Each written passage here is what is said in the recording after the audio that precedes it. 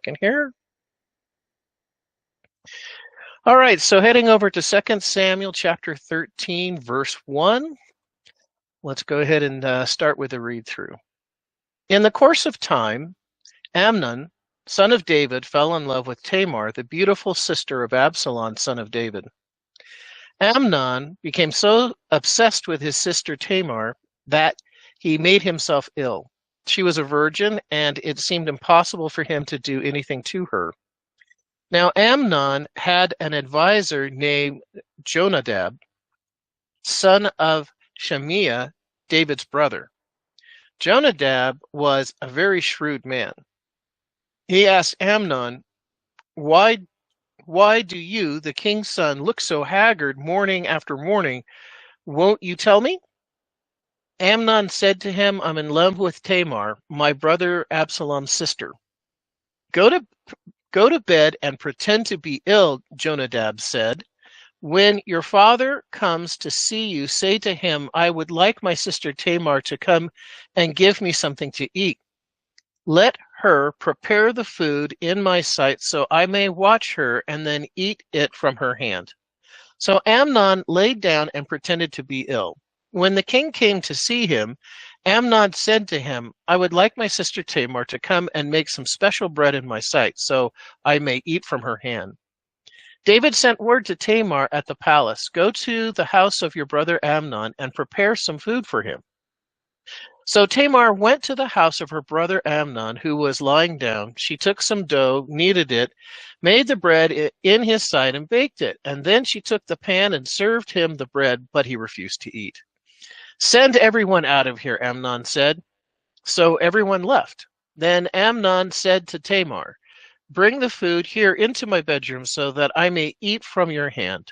And Tamar took the bread she had prepared and brought it to her brother Amnon in his bedroom. But when she took it to him to eat, he grabbed her and said, come to bed with me, my sister. No, my brother, she said to him, don't force me. Such a thing would not be done in Israel. Don't do this wicked thing. What about me? Where could I get rid of my disgrace? And what about you? You would be like one of the wicked fools in Israel. Please speak to the king. He will not keep me from being married to you.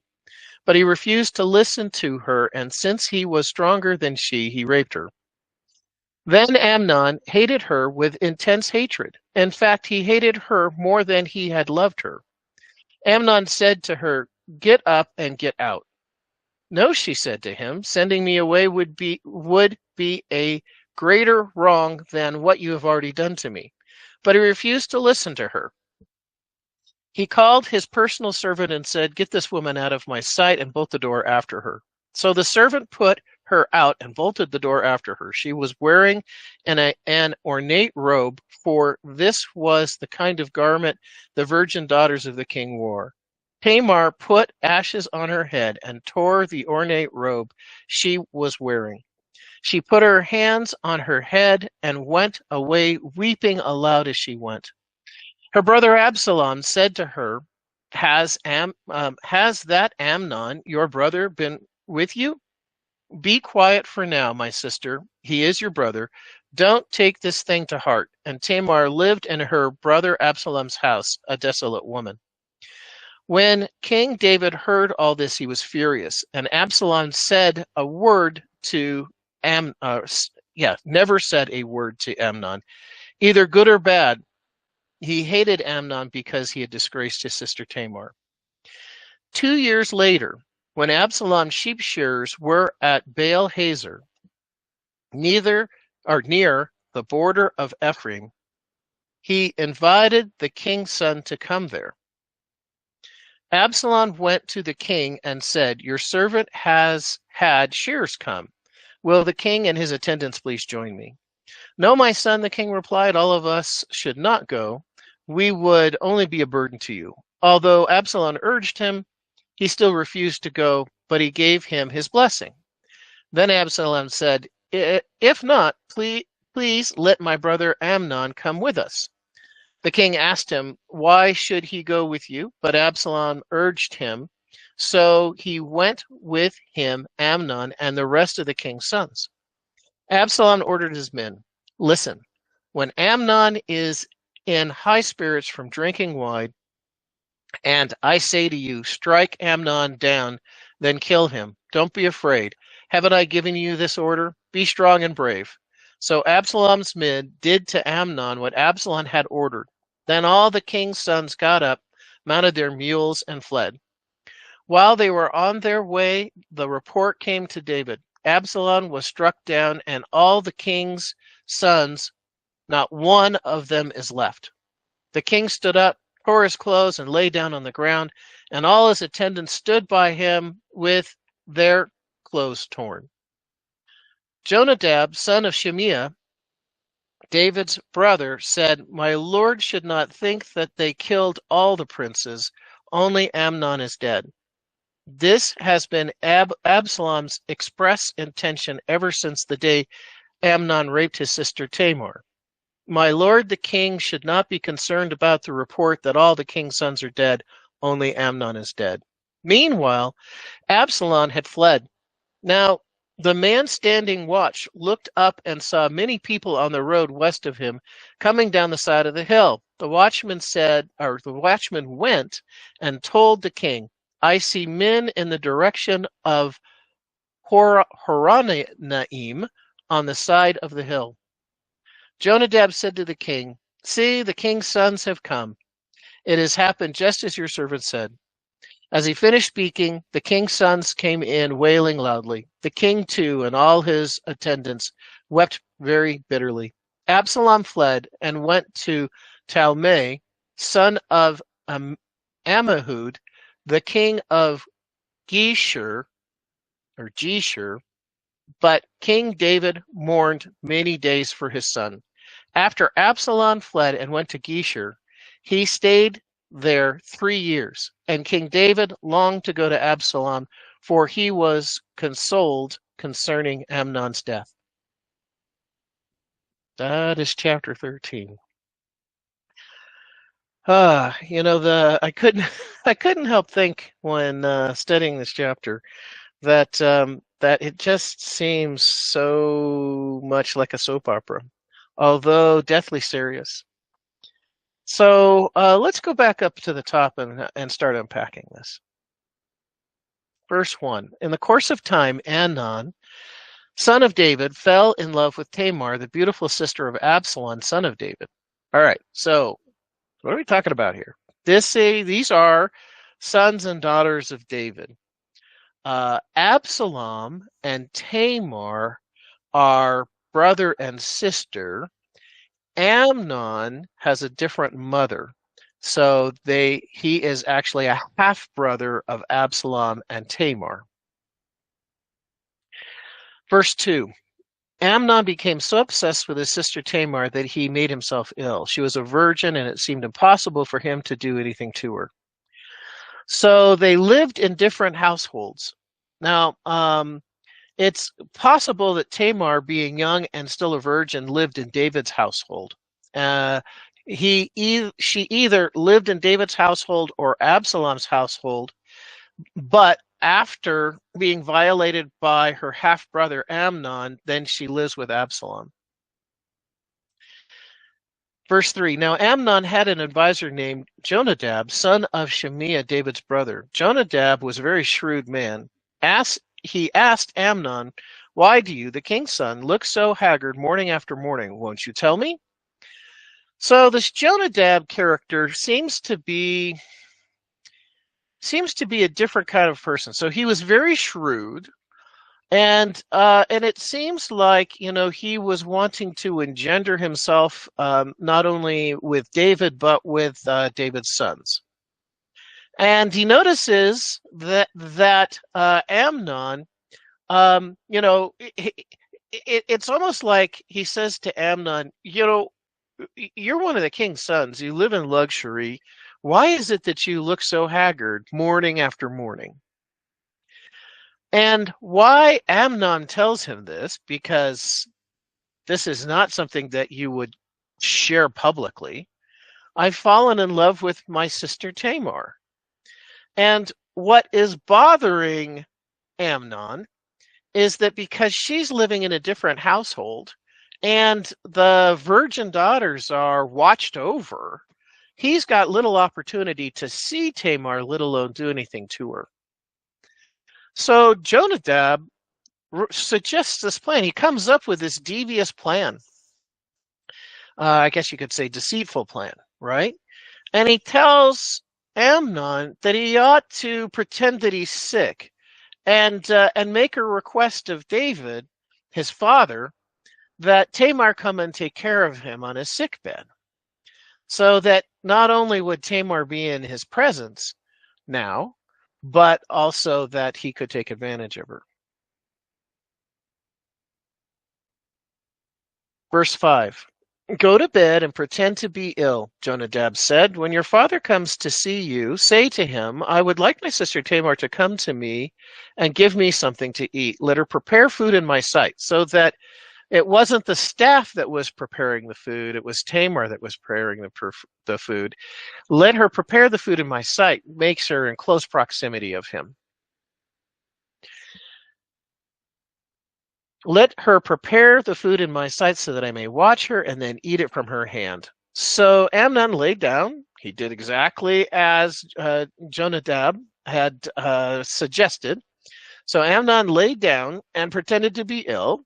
When the king came to see him, Amnon said to him, I would like my sister Tamar to come to me and make some special bread in my sight so that I may eat from her hand. So he is implementing the plan. Now, one thing about David was not a good father. It's interesting here that David appears to regularly go and visit his children. But Amnon wasn't living in David's household. Amnon had his own household. Absalom was not living with David. Absalom had his own home. But David evidently would periodically come to visit to check on his sons. But David was not a good father. And it's a little bit odd that David would not be a good father because he knew Samuel and he knew Samuel's sons, and he knew that Samuel was a permissive parent, that he wasn't a good father, and his sons got away with, figuratively, murder. On the heels of Eli, who was the high priest before Samuel's time, and you remember that Samuel, as a young man, a child, went to live and serve Eli. Eli was a permissive parent, and his sons had run awry. He had let his sons run awry. He did not discipline his sons. So Eli didn't discipline his sons. Samuel didn't discipline his sons. They turned out rotten. And David isn't disciplining his children either. And they turn out rotten. Really kind of unfortunate chain of events. And like I said, David had seen the situation, certainly with Samuel and Samuel's sons, and why he didn't decide to be a different kind of parent than that, we don't know. Might be because he was absorbed in his work of being king. The late dinners, the meetings of state may have consumed so much of his time that he allowed his sons to be raised by others. Matter of fact, that's likely. But regardless, David was not a good father, and his sons were running amok. Verse 7, David sent word to Tamar at the palace, go to the house of your brother Amnon and prepare some food for him. So Tamar went to the house of her brother Amnon, who was lying down. She took some dough, kneaded it, made bread in his sight, and baked it. And then she took the pan and served him the bread, but he refused to eat. So in refusing to eat, right, he acted like he was so ill that he couldn't eat, and he wanted all of his staff to leave. Send everyone out of here, Amnon said, so everyone left. Then Amnon said to Tamar, bring the food here into my bedroom so that I may eat from your hand. So Tamar, I'm really not hungry, but maybe if I can lie down in my bed, and maybe if you can feed me, maybe then I'll be able to eat. And Tamar took the bread, she had prepared, brought it to her brother Amnon in his bedroom. But when she took it to him to eat, he grabbed her and said, "Come to bed with me, my sister." "No, my brother," she said, "don't force me." So Tamar had a sense of right and wrong, and she knew that it would be wrong to sleep with her brother. But Amnon didn't give her any choice. "Don't force me. Such a thing would not be done in Israel," meaning that we don't have ancestral relations in Israel. This is something that the Torah, the law, has told us is forbidden. Other nations, like Egypt, for example, all of the royals, it was a very incestuous family, and their belief was that that's how you kept the royal line going, was to have brothers and sisters marry. But we see now, looking at the mummies of Egyptian royals, the genetic issues and problems and diseases that were caused because of their intermarrying. So there's a reason that God told the people not to intermarry. "No, my brother," she said, "don't force me. Such a thing would not be done in Israel. Don't do this wicked thing. What about me?" So think about me here for a minute. What about me? Where could I get rid of my disgrace? If you get me pregnant, what am I going to do with that? Everybody's going to know. It's going to be very public. There's going to be no way for me to hide it. And especially in those days, it was honor oriented, and you would bring dishonor to the family. I mean, no matter who had gotten Tamar pregnant, she would have dishonored the family, and she didn't want to do that. What about my disgrace? And what about you? You would be like one of the wicked fools in Israel. Only wicked fools do what you're thinking. I don't know, Amnon, how you can even think about wanting to sleep with me, because only wicked fools in Israel think that way. Please speak to the king. He will not keep me from being married to you. Well, this is an interesting statement. If you get me pregnant, David's going to make us marry. But he refused to listen to her, and since he was stronger than her, he raped her. Then Amnon hated her with intense hatred. In fact, he hated her more than he had loved her. Wow. So here he is so lovesick over Tamar that he can't eat and he can't sleep, and he looks haggard. He buys into this plan, and he sleeps with Tamar. He rapes Tamar. And then he can't stand her. He hates her. He hates her more than he loved her, and he wants her gone. "Get up and get out." "No," she said to him, "sending me away would be a greater wrong than what you've already done to me." Because it would have looked really suspicious, because Amnon was feigning sick. And if Tamar left immediately, everyone would know that something was wrong, because David had asked her to care for him on his sick bed. But he refused to listen to her. He called his personal servant and said, "Get this woman out of my sight," and bolt the door after her. So the servant did exactly that. She was wearing an ornate robe, so she is one of David's daughters, and she is wearing very expensive clothes. But now she goes into mourning. So she tears this ornate robe, or this beautiful robe, and she put ashes on her head, and she runs away weeping as she goes. And her brother, so her full blood brother Absalom, said to her, "What has Amnon, your brother, what has that Amnon, your brother, been with you?" So just as Tamar said, if you send me away now, everyone will know that something is wrong.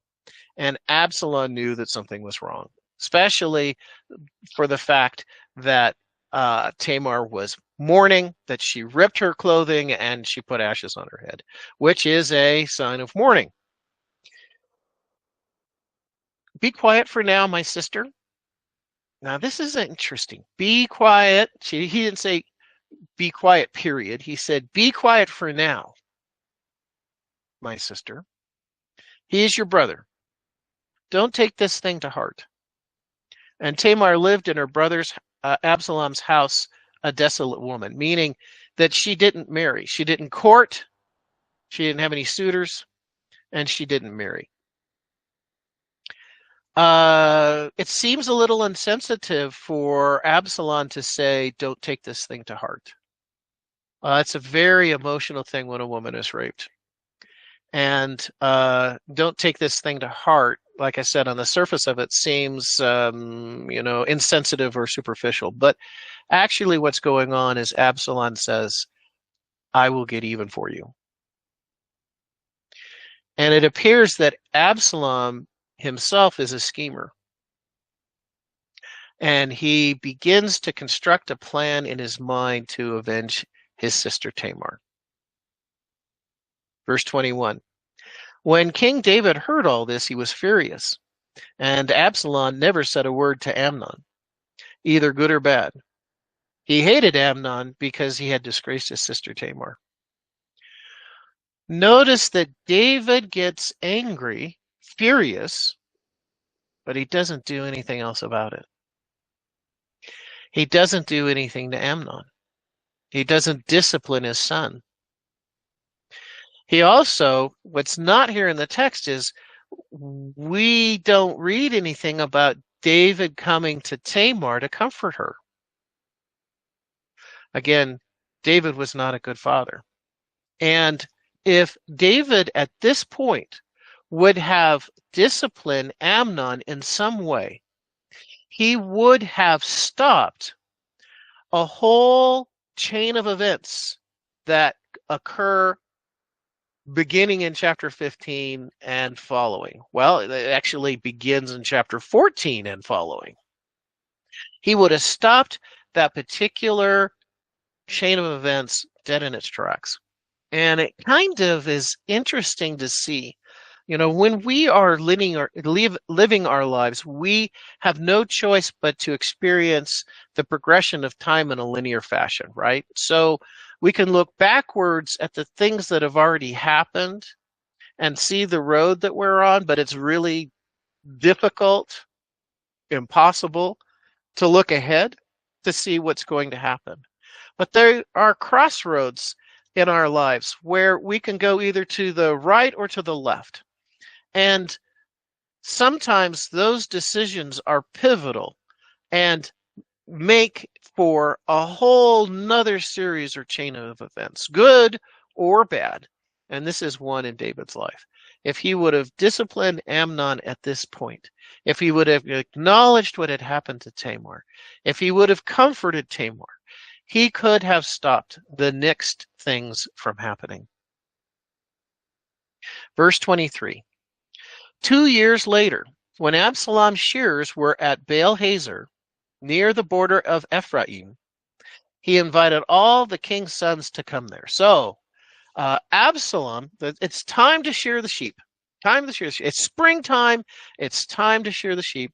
And there was always a celebration around the sheep shearing, because for a shepherd and an owner of sheep, right, the time for shearing was the harvest for them. Just like the farmer who planted the crops, late season in the fall, it was time to harvest the fruit of their labors. There would be a big celebration. Well, here, when it's time to shear the sheep, there's a big celebration, and Absalom wants to throw a party.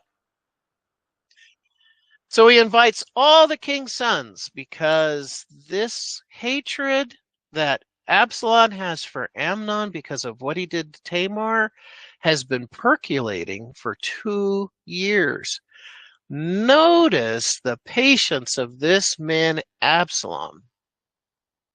From the very beginning, when Absalom found Tamar distraught and mourning what had happened to her, what had been done to her by Amnon, Absalom has been formulating the plan, and he has been waiting for 2 years to put it together. And now it's the time. So Absalom decides to throw a big party. And he invites all the king's sons. Why? Because that would be usual. They were family. And so why not invite, all the king's sons? And it would be usual. Hey, Dad, we're all getting together for a barbecue. Would you be able to come too?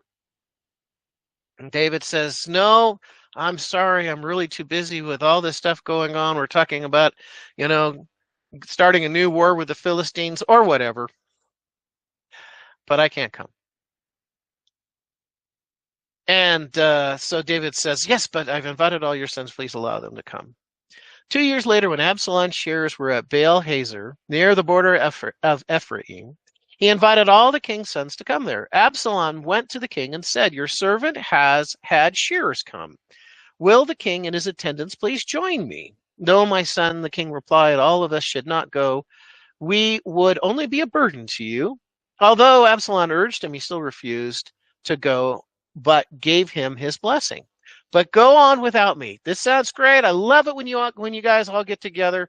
I'm sorry that I can't be there, but please, please, still do it. Do it without me. Then Absalom said, if not, please let my brother Amnon come with me. Now the trap is set.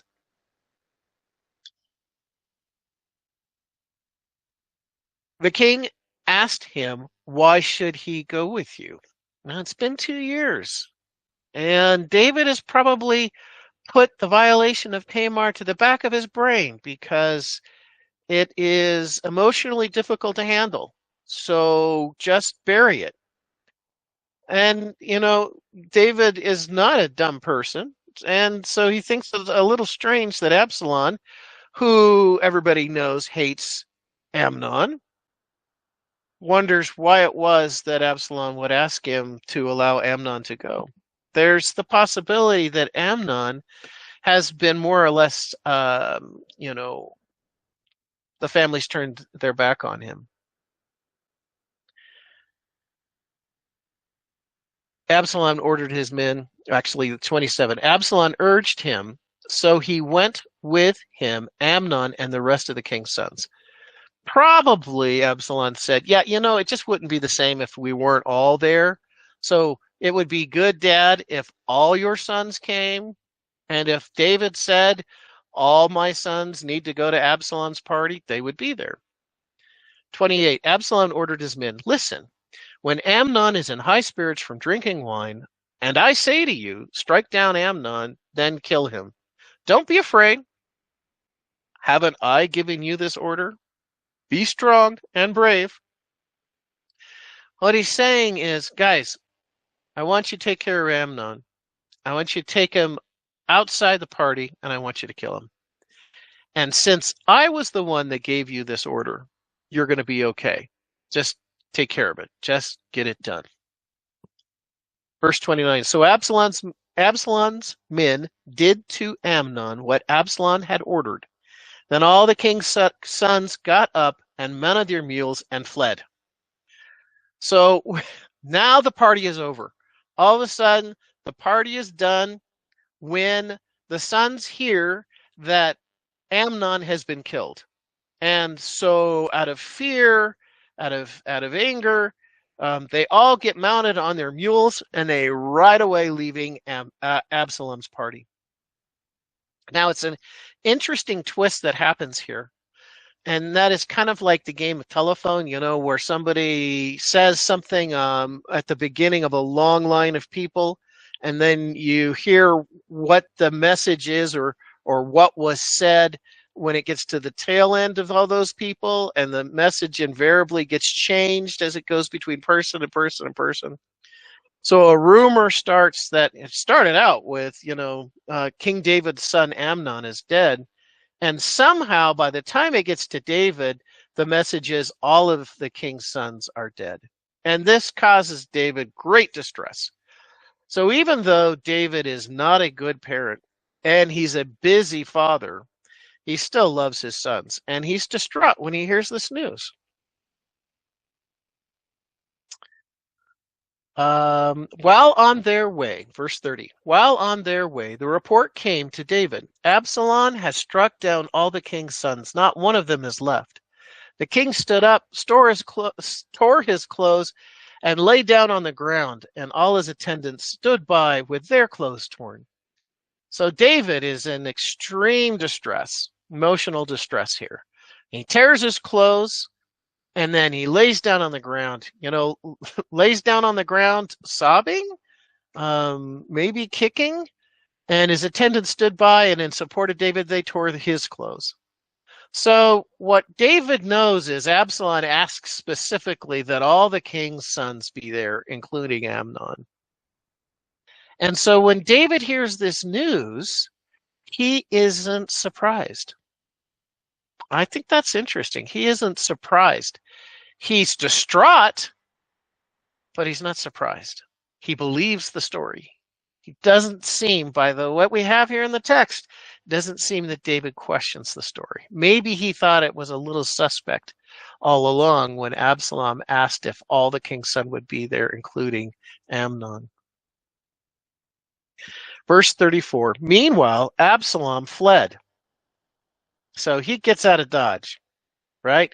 He doesn't want to be held accountable or culpable for what he ordered to be done to Amnon. Now, the man standing watch. Harry, did you miss 32? Did I miss 32? Oh, yeah, I did. Thank you. Thank you, Tom. But Jonadab, the son of Shemiah, David's brother. So Shemiah is David's brother, and Jonadab is the son of Shemiah, said, My Lord should not think that they killed all the princes, only Amnon is dead. This has been Absalom's express attention ever since the day Amnon raped his sister Tamar. My lord the king should not be concerned about the report that all the king's sons are dead, only Amnon is dead. Well, so that's better news. It's still not good news, but it's better news. At least not all the princes are dead. But somebody did die. Somebody was killed, and that was Amnon. So now we go to the watchman on the wall. Now, the man standing watch looked up and said, Many people on the road west of him, coming down the side of the hill. The watchman went and told the king, I see men in the direction of Horonaim on the side of the hill. Those were all the rest of David's sons, the princes mounted on their mules, returning to Jerusalem. Jonadab said to the king, See, the king's sons have come. It happened just as your servant told you. Again, Jonadab is shrewd, right?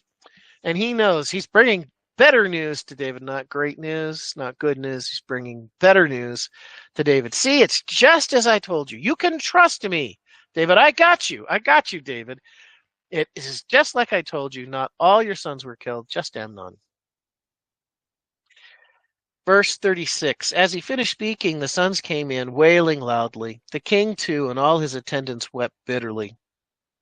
Amnon fled and went to Talmai, son of Ammihud, the king of Geshur, but David mourned many days for his son. So Amnon's mother was the daughter of the king of Geshur. So, when Absalom is thinking, where can I flee to? David, when he was living outside of Israel and outside of God's will, when he had a spiritual crisis in his life, married the daughter of the king of Geshur, and had a son and a daughter, Absalom and Tamar. And when David becomes king in Jerusalem, and he claims all of his wives, he brings his wives to them, and the mother of Absalom and Tamar come with him. So, in a way, Absalom is going to visit family, but he's also outside the reach of the nation of Israel. After Absalom had fled and went to Geshur, he stayed there 3 years. And David longed to go to Absalom, for he was consoled concerning Amnon's death. But still, David didn't do anything. He mourned the loss of Amnon. He mourned. He was upset about Absalom leaving, but he never went after Absalom, or he didn't go after Absalom.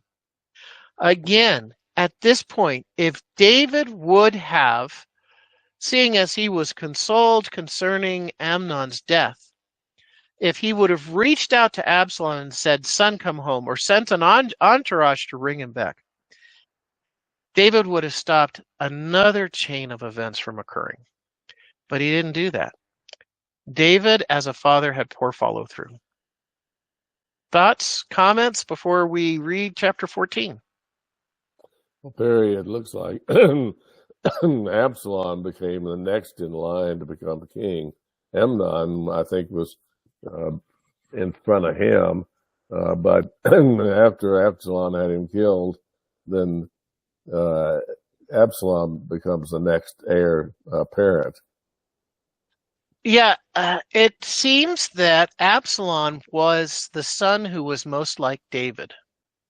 And it's likely that David had Absalom in mind to succeed him.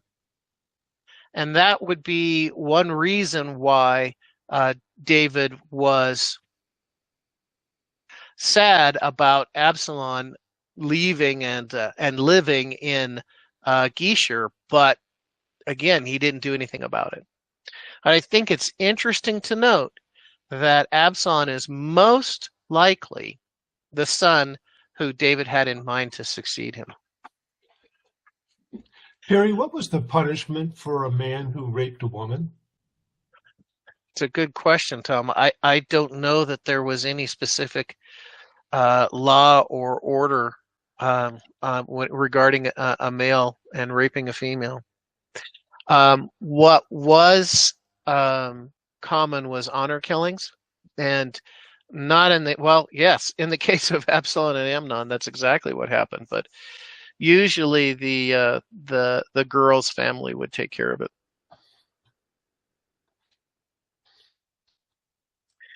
Verse 14, or chapter 14, let's go ahead and read through. Joab, son of Zeruiah, sorry, I have difficulty with some of the names here, knew that the king's heart longed for Absalom. So Joab sent someone to Tekoa and had a wise woman brought from there. He said to her, "Pretend you are in mourning, dress in mourning clothes, and don't use any cosmetic lotions. Act like a woman who has spent many days grieving for the dead. Then go to the king and speak these words to him." And Joab put the words in her mouth. When the woman from Tekoa went to the king, she fell with her face to the ground to pay him honor, and said, "Help me, your majesty." The king asked her, "What is troubling you?" She said, "I am a widow. My husband is dead. I, your servant, had 2 sons. They got into a fight with each other in the field, and no one was there to separate them. One struck the other and killed him. Now the whole clan has risen up against your servant. They say, 'Hand over the one who struck his brother down, so that we may put him to death for the life of his brother whom he killed. Then we will get rid of the heir as well.' They would put out the only burning coal I have left, leaving my husband neither name or descendant on the face of the earth." The king said to the woman, "Go home. I will issue an order in your behalf." But the woman from Tekoa said to him, "Let my lord the king pardon me and my family, and let the king and his throne be without guilt." The king replied, "If anyone says anything to you, bring them to me, and they will not bother you again." She said, "Then let the king invoke the Lord his God to prevent the avenger of blood from adding to the destruction, so that my son will not be destroyed. As surely as the Lord lives," he said, "not one hair on your son's head will fall to the ground." Then the woman said, "Let your servant speak a word to my lord the king." "Speak," he replied. The woman said, Why then have you advised a thing like this against the people of God? When the king says this, does he not convict himself? For the king has not brought back his banished son, like water spilled on the ground, which cannot be recovered. So we must die. But that is not what God desires. Rather, he devises ways so that a banished person does not remain banished from him. And now I have come to say this to my lord the king, because the people have made me afraid. Your servant thought, I will speak to the king. Perhaps he will grant his servant's request. Perhaps the king will agree to deliver his servant from the hand of the man who is trying to cut off both me and my sons from God's inheritance. And now your servant says, may the word of my lord the king secure my inheritance from my lord the king is like an angel of God discerning good and evil. May the Lord your God be with you. Then the king said to the woman, don't keep me from the answer to what I am going to ask you. Let my lord the king speak, the woman said. The king said, isn't the hand of Joab with you in all this? The woman answered, as surely as you live, my lord the king, no one can turn to the right or to the left from anything my lord the king says. Yes, it was your servant Joab who instructed me to do this and to put all these words into the mouth of your servant. Your servant Joab did this to change the present situation. My lord has wisdom like that of an angel of God. He knows everything that happens in the land. The king said to Joab, very well, I will do it. Go, bring back the young man Absalom. Joab fell with his face to the ground to pay him honor and blessed the king. Joab said, today your servant knows that he has found favor in your eyes, my lord the king, because the king has granted his servant's request. Then Joab went to Geshur and brought Absalom back to Jerusalem. But the king said, he must go to his own house. He must not see my face. So Absalom went to his own house and did not see the face of the king. In all Israel, there was not a man so highly praised for his handsome appearance as Absalom. From the top of his head to the sole of his foot, there was no blemish in him. Whenever he cut the hair of his head, he used to cut his hair once a year because it became too heavy for him. He would weigh it, and its weight would be 200 shekels by the royal standard. 3 sons and daughters were born to Absalom. His daughter's name was Tamar, and she became a beautiful woman. Absalom lived 2 years in Jerusalem without seeing the king's face. Then Absalom sent for Joab in order to send him to the king, but Joab refused to come. So he sent a second time, but he refused to come. Then he said to his servants, look, Joab's field is next to mine. He has barley there. Go and set it on fire. So Absalom's servants set the field on fire. Then Joab did go to Absalom's home, and he said to him, why have your servants set my field on fire? Absalom said to Joab, look, I sent word to you and said, come here so that I can send you to the king to ask, why have I come from Geshur? It would be better for me to still be there. Now then, I want to see the king's face. And if I am guilty of anything, let him put me to death. So Joab went to the king and told him this. Then the king summoned Absalom, and he came in and bowed down his face to the ground before the king, and the king kissed Absalom. All right. Whole lot going on here. Lots of plans. And it seems that David is a sucker for a good story. I don't know if you noticed that. All right, so Joab, back up to the top, verse 1. Joab, son of Zeruiah, knew that the king's heart longed for Absalom. So he knew that David longed for the return of Absalom. So Joab decides that he's going to enact a plan to make that happen. It is also likely that Joab is thinking about the people, because the people miss Absalom too. Absalom was a very handsome man, and he was very popular with the people. And they were likely thinking, well, David's not going to live forever. Who's going to be our next king? You know what? We should probably bring Absalom home. So in case anything happens to David, he'd be right there, ready to hit the ground running and step into the job of king.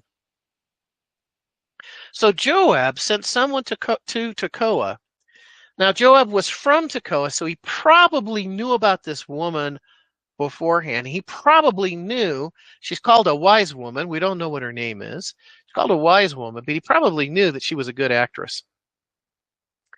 So he had a wise woman brought from there. He said to her, pretend you are in mourning, dress in mourning clothes, and don't use any cosmetic lotion. So don't put any makeup on. Don't dress yourself up. I want you to look pitiful. Act like a woman who has spent many days grieving for the dead. And then Joab gives this woman the story that she wants her to tell David. Now, you've got to be either stupid or brave to think that you can put on an act in front of a king. Because as we said before, one of the challenges of being in the presence of a king is knowing that that person can either bless you, make you prosperous, or they can have your head cut off. When the woman from Tekoa went to the king, she fell on her face to the ground to pay him honor. Now, this was just the normal genuflect that people did when they came into the presence of David the king. One of the things that I think is interesting about this chapter is that we get a glimpse into some of the royal activities that David did as king. So besides having meeting of state, besides putting together war plans with his cabinet, besides putting together policies to improve the nation's economy, like making a deal with the Phoenicians to transport their gold, making Israel very wealthy. Besides doing that, the king, David, would hold court. And if people had a grievance or a problem, they would come to the king and tell the king how they had been done wrong or what their concern or problem was. And the king was supposed to be a righteous judge and making a decision on which way this thing would go. And then they had the resources to see that those things were done as decreed, as ordered. This still goes on today, as a matter of fact. There was a situation in Thailand which still has the monarchy there, and the Thai people are very, very loyal to the king. Matter of fact, there are many Thai people that refuse to see the play or the movie The King and I, because the king is, it's the King of Siam, which is the old name for Thailand. And they believe that it doesn't show proper respect to the king. And still to this day, the king in Thailand holds court, and you can go and make your grievance or your plea to the king, and he will rule for you. And you hope that everything goes in your favor, but not necessarily, depending on what the king decides. So this is part of what David's doing here. This is being a king of the people and for the people. Back to verse 4. When the woman from Tekoa went to the king, she fell with her face to the ground to pay him honor. And she said, "Help me, your majesty." And the king said to her, "What is troubling you?" She said, and here goes the story. "I am a widow. My husband is dead. I, your servant, had 2 sons.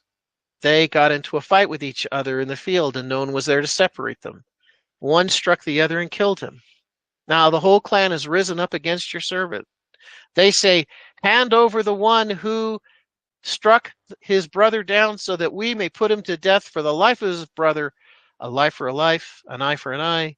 whom he killed, then we will get rid of their heirs as well. They, in doing so, she says, they will put out the only coal I have left, leaving my husband neither name nor descendant on the face of this earth. So if these people that want to kill my other son, who struck down his brother, they will leave me with no descendants and no one to carry on my husband's name. Verse 8. The king said to the woman, go home, and I will have an order, issue an order in your behalf. Because this is what kings do. This is what David is saying. Look, this is a simple matter. I can take care of it. I can take care of it really quick. I will issue one of my standard orders, and I'll make sure that this thing doesn't happen. Verse 9, but the woman from Tekoa said, let my lord the king pardon me and my family, and let the king and his throne be without guilt.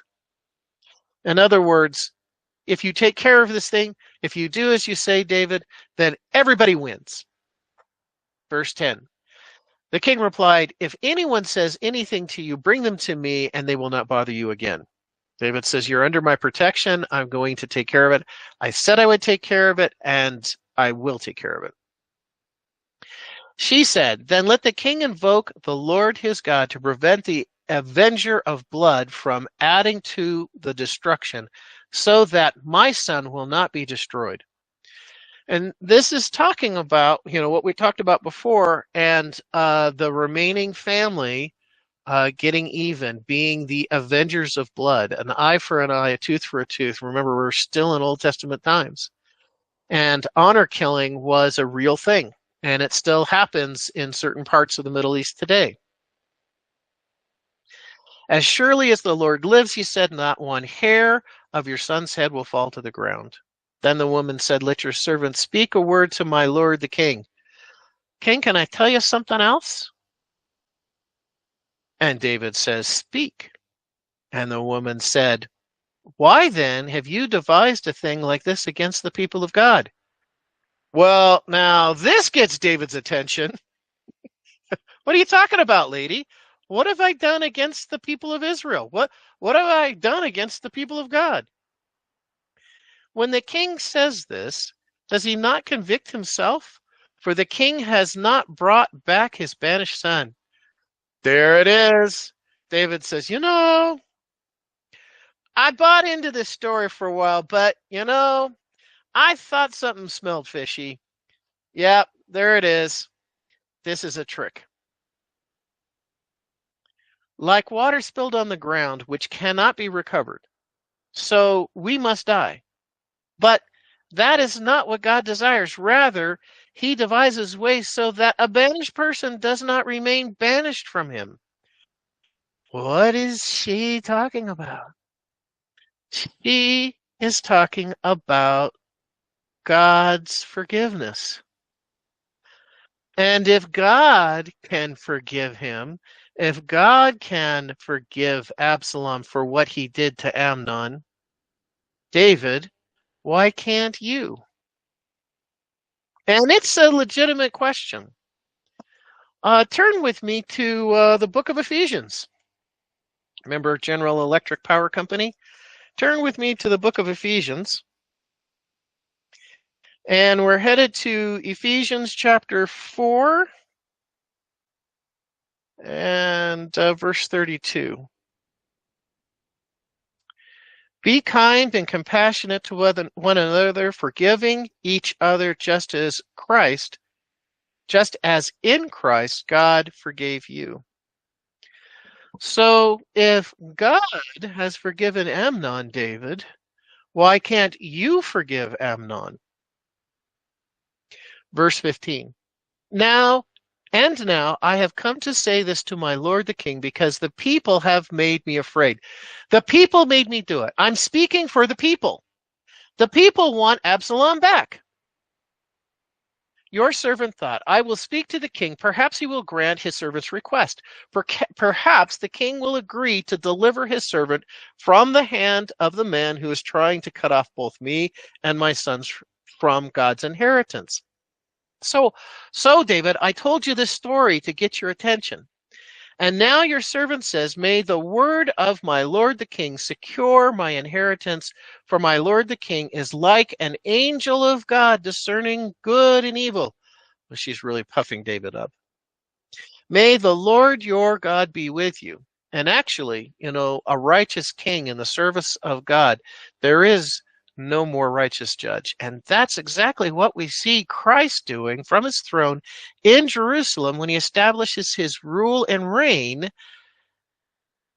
after his second coming. Then the king said to the woman, don't keep from me the answer to what I'm going to ask you. All right, I'm going to ask you a question. This is really important. Don't lie to me. Tell me the absolute truth. Let my lord the king speak, the woman said. The king asked, isn't the hand of Joab with you in all this? Did Joab put you up to this? David is no fool. And he puts his finger right on the source of this whole charade. Did Joab put you up to this? The woman answered, as surely as you live, my lord, the king, no one can turn to the right or the left from anything my lord the king says. Yes, I'm telling you now the truth. It was your servant Joab who instructed me to do this and put all these words into the mouth of your servant. Your servant Joab did this to change the present situation. What present situation? David longing for Absalom to come home, but not doing anything about it.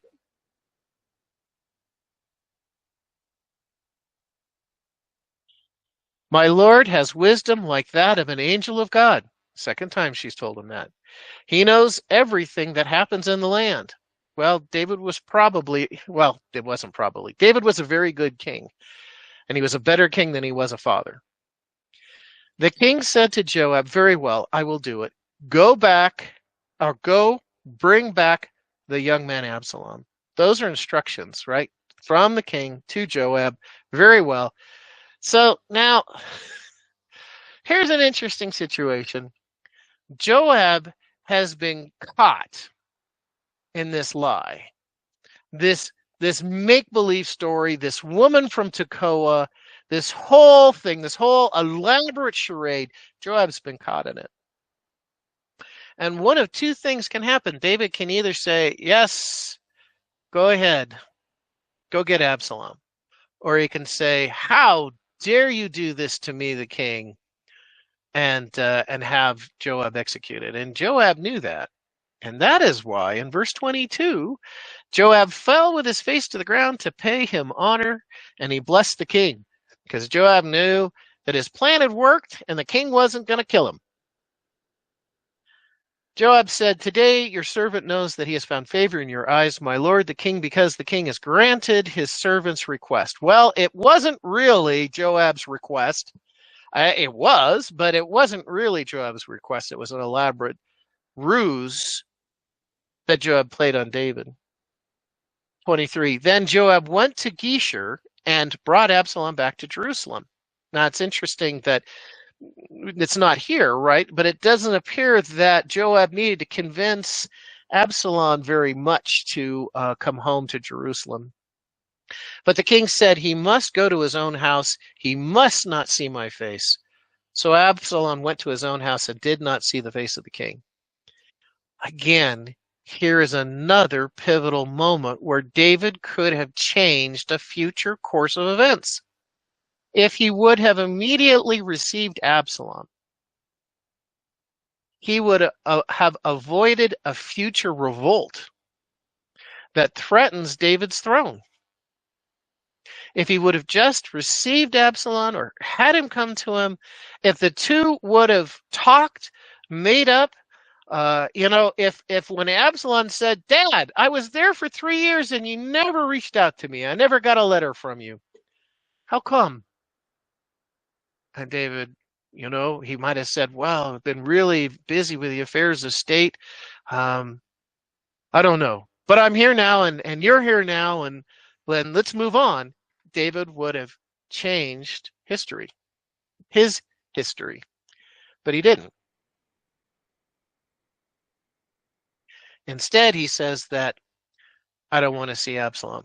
Bring him home, but he's got to go to his own house, and I don't want to see him. Verse 25, in all Israel there was not a man so highly praised for his handsome appearance as Absalom. From the top of his head to the sole of his foot, there was no blemish in him. Whenever he cut his hair, the hair of his head, he used to cut his hair once a year because it became too heavy for him. That's how thick his hair was. Become too heavy for him. He would weigh it, and it was the weight of 2 shekels, which are 200 shekels, which is about 5 pounds. It's a lot of heavy hair. 5 pounds of hair by the royal standard. Verse 27, 3 sons and daughters were born to Absalom. His daughters' names were Tamar. Interesting. He named his daughter after his sister, and she became a beautiful woman. Absalom lived 2 years in Jerusalem. 2 years. He's there. He's just down the street from David, and he doesn't see the king's face. Then Absalom sent for Joab in order to send him to the king, but Joab refused to come. So now, Joab says, I've done my job. I put this thing together. I brought Absalom home. I can't make David see his son. I can't do it. Absalom says, look, this is stupid. I've been here for 2 years cooling my heels in my home, and I haven't seen my father's face. I want you, Joab, to make arrangements. Get me in front of my father. So Joab knows that that's what Absalom wants, so he refuses to acknowledge or refuses to come to Absalom. So he sent a second time, but he refused to come. Then he says to his servants, again, this gives us some insights into this person who Absalom is. Remember, he was willing to wait 2 years to enact his plan to kill his half-brother Amnon. Now he's waited 2 years to see his father. He's trying to get Joab's attention to get him an audience with David. Joab is not responding to him. So he says to his servants, you know what? Joab's field is right next to mine, and he's growing barley. Go over and set his crops on fire. So when Joab hears the news that his crops are on fire, his barley crop is gone, and we think it was Absalom's servants that did it. Joab says, hold on a minute. And he goes and he rides into Absalom's camp. He rides into his home and he says, what's going on here? Why did your servants burn my crop? And Absalom says, finally, you're here. Finally, I asked you to come and you refused to come. I couldn't get your attention any other way. So great. Now you're here. This is what I need. I need you to get me an audience with my father. Absalom said to Joab, look, I sent word to you and said, come here so I can send you to the king to ask, why have I come from Geshur? It would have been better for me to stay there. Now then, I want to see the king's face. And if I am guilty in anything, let him put me to death. I am willing to take the chance. If I'm guilty of anything, is there anything that I have done to my father to make him angry or not see me, to want to kill me? I'm willing to take that risk. I cannot continue to live this way. I'm tired of it. It's got to change. Verse 33, so Joab went to the king and told him this. Then the king summoned Absalom, and he came in and bowed down with his face to the ground before the king. So Absalom says, Dad, let's let bygones be bygones. I acknowledge that you are not only my father, but you are the king. And the king kissed Absalom. But this was not a sincere kiss. This was it was not a sincere kiss. So David received Absalom, but he didn't totally embrace Absalom. And again, here is a circumstance that if David would have chosen to do differently, it would have created or eliminated a whole other set of future pain for David and his family. Thoughts, comments as we close?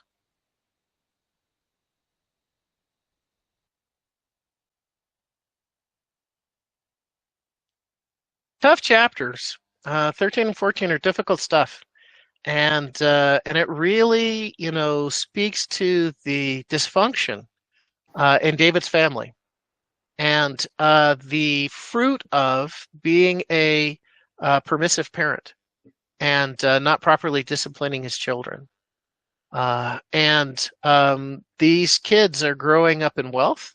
They have their own homes. They have fine clothes, and still they turn out rotten. And what we're going to see in chapter 15, Absalom starts listening to the people say, what the people are saying, that he's likely to be the next king, that he looks kingly, and he begins to think to himself, you know what? I want to be king. And he causes a revolt against his father. Like I said, we'll see that next week in chapter 15. Well, when David made his son priest, that just wasn't right. And this could be just the remnants of making that move. You're right, Daryl. I think it's more directly related to David's adulterous relationship with Bathsheba. But no doubt, what David is experiencing is the culmination of all of the things that he did that were outside of God's will. Well, Anything? that's the way it looks. All right, gentlemen, please have a good rest of your week and go with God. Thank you, Barry.